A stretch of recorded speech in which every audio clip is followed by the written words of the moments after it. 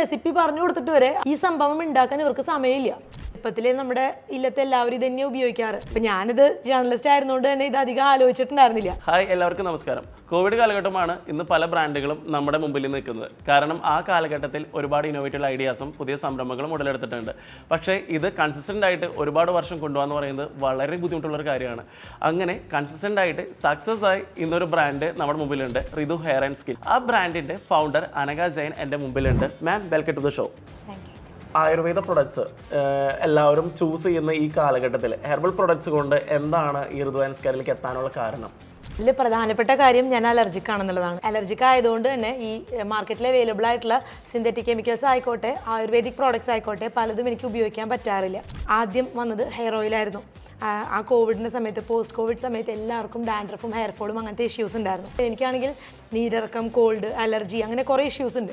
അപ്പോൾ ഇതൊക്കെ ഉള്ള ആൾക്കാർക്ക് ഉപയോഗിക്കാൻ ഒരു ഹെയർ കെയർ ഓയിൽ ഇല്ലല്ലോ എന്നുള്ളൊരിതിൽ എനിക്ക് ഉപയോഗിക്കാൻ കുഴപ്പമില്ലാത്ത രീതിയിൽ ഞാൻ ഫോർമുലേറ്റ് ചെയ്തൊരു പ്രോഡക്റ്റ് ആയിരുന്നു. അപ്പോൾ എൻ്റെ മുത്തശ്ശി കാച്ചിരുന്ന ഒരു ഹെയർ ഓയിലായിരുന്നു ശരിക്കും അത്. ചെറുപ്പത്തിലെ നമ്മുടെ ഇല്ലത്തെ എല്ലാവരും ഇത് തന്നെ ഉപയോഗിക്കാറ്. പക്ഷേ അതെനിക്ക് ഉപയോഗിക്കാൻ പറ്റാറില്ല. എനിക്ക് അലർജി, കോൾഡ് ഇഷ്യൂ ഉള്ളതുകൊണ്ട് എൻ്റെ അലർജിക്ക് കോൾഡിന് റെമഡിയലായിട്ട് ഉപയോഗിക്കാവുന്ന കുറച്ച് ഹെർബ്സ് വെച്ചിട്ട് സ്ട്രീം ലൈൻ ചെയ്തു. എൻ്റെ ഒരു ഫ്രണ്ട് ഉണ്ട്, ഫാർമസിസ്റ്റ് ആണ്. അപ്പോൾ അദ്ദേഹത്തിന് ഈ കോസ്മെറ്റിക് ലൈസൻസിങ് ഉണ്ട്. വേറെ കുറച്ച് ബ്രാൻഡ്സിന് ഫോർമുലേഷനും കാര്യങ്ങളൊക്കെ ചെയ്തു കൊടുത്തിരുന്ന ഒരാളാണ്. അപ്പോൾ ഞാനിത് ജേർണലിസ്റ്റ് ആയിരുന്നുകൊണ്ട് തന്നെ ഇത് അധികം ആലോചിച്ചിട്ടുണ്ടായിരുന്നില്ല. കോവിഡ് വന്നപ്പോഴാണ് നമുക്ക് ഇങ്ങനെ ഒരു ഇഷ്യൂ വന്നപ്പോൾ ഇങ്ങനെയും കൂടി ഉൾപ്പെടുത്തിക്കൊണ്ട് ഞാനിതൊന്ന് ഫോർമുലേറ്റ് ചെയ്യിപ്പിച്ച് നോക്കിയതാണ്. അതെനിക്കത് ഭയങ്കര റിസൾട്ടായിരുന്നു. അത് എൻ്റെ ഫ്രണ്ട്സ് ഉപയോഗിച്ചിട്ടാണ്. എൻ്റെ ഫ്രണ്ട് റോസ്മേരിയും ആളുടെ ഹസ്ബൻഡ് ആൽഫിനുമാണ് ആദ്യമായിട്ട് ഉപയോഗിച്ചത്. അപ്പോൾ അവർ ഉപയോഗിച്ചിട്ട് അവർക്ക് നല്ല റിസൾട്ടായി. ആദ്യം ചോദിച്ച കുറച്ച് പേർക്ക് ഞാൻ റെസിപ്പിയാണ് കൊടുത്തത്.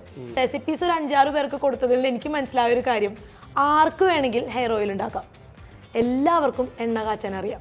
എന്തുകൊണ്ടാണ് കാച്ചാത്തത്? നമ്മുടെ പുതിയ ലൈഫ് സ്റ്റൈലിൽ ആർക്കും ഒന്നിനും സമയമില്ല.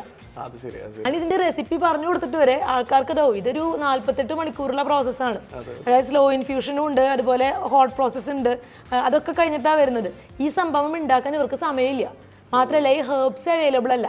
ഇപ്പം നല്ല പറമ്പുള്ള ആൾക്കാർക്ക് വരെ ഈ ഹെർബ്സ് ഐഡൻറ്റിഫൈ ചെയ്യാനോ അല്ലെങ്കിൽ അത് കൃത്യമായിട്ട് സോഴ്സ് ചെയ്യാനോ നല്ല ക്വാളിറ്റിയുള്ള ഹെർബ്സ് എടുക്കാനോ പറ്റുന്നില്ല.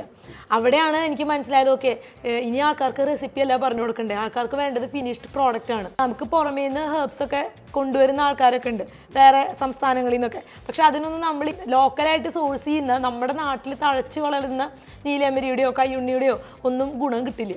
അപ്പോൾ ഇത് കിട്ടണം എന്നുള്ളത് ഇത്രയും 4 വർഷമായിട്ട് എനിക്കിത് മെയിൻറ്റെയിൻ ചെയ്ത് പോകാൻ പറ്റിയിട്ടുള്ള സത്യം പറഞ്ഞാൽ നമ്മുടെ ചേച്ചിമാർ കാരണം.